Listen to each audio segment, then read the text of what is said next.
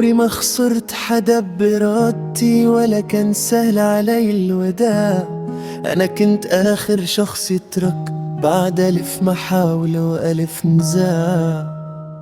ما هنت علي العشرة يوم ولا نسيت الضحكات، ولا قدرت أمحي ناس كانوا بقلبي علامات. كل مرة كنت أرجع وأقول يمكن يتغير، وأعطي فرصة جديدة لقلب كان عم يتكسر. مو لأني ضعيفة بس لأنك كنت غالي، وكنت شايفة فيك شي يستاهل أبقى كرماله ليالي. أنا ما بتخلى بسهولة بس ما بتمسك بحبل مقطوع.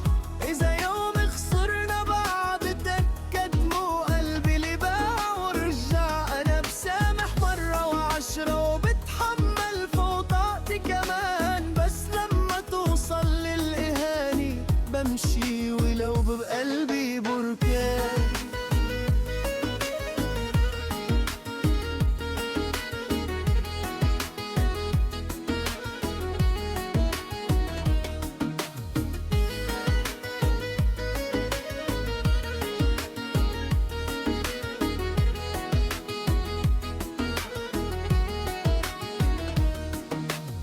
ما بحب الناس المهمة تصير مجرد ذكرى، ولا صورة قديمة توجعني كل ما تمر عيوني عليها.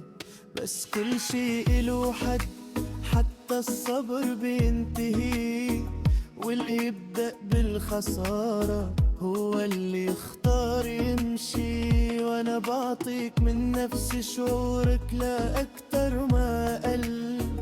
اذا بردت يوم بوجهي لا تلوم القلب اذا مل.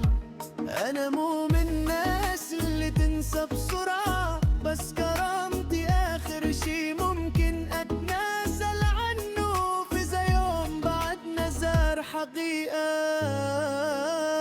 عارف اني حاولت لآخر نفس فيني